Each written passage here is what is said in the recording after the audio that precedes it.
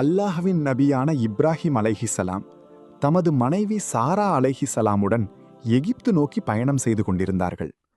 அந்த காலத்தில் எகிப்தை ஒரு கொடுங்கோல் மன்னன் ஆட்சி செய்து வந்தான்.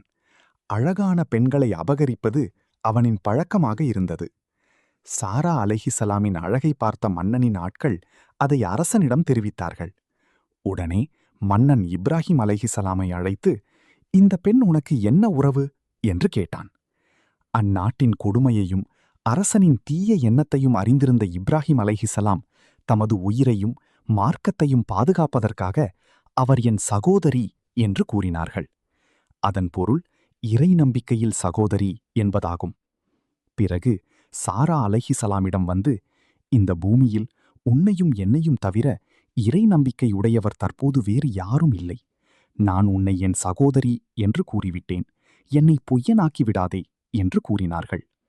அதன்பின் மன்னன் சாரா அலைஹிசலாமை அரண்மனைக்கு அழைத்துச் சென்றான். ஆனால் அல்லாஹ்வின் பாதுகாப்பு அவருடன் இருந்தது. மன்னன் சாரா அலைஹிசலாமை நெருங்க முயன்றவுடனே அவன் கடுமையான வலியால் தண்டிக்கப்பட்டான்.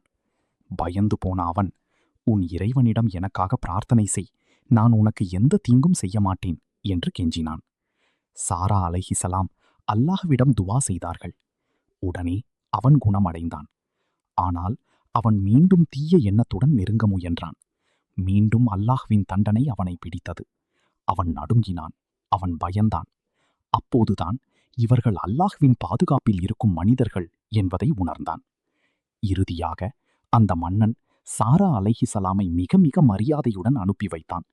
மேலும் பல பரிசுகளையும் வழங்கினான். ஹாஜிரா அலைஹிசலாமையும் பணிப்பெண்ணாக கொடுத்தான். சாரா அலைஹிசலாம் திரும்பி வந்தபோது இப்ராஹிம் அலைஹிசலாம் தொழுகையில் இருந்தார்கள்.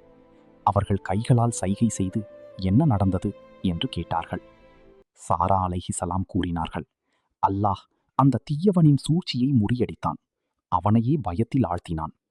அல்லாஹை நம்பி வாழ்பவர்களை அவன் ஒருபோதும் கைவிட மாட்டான்.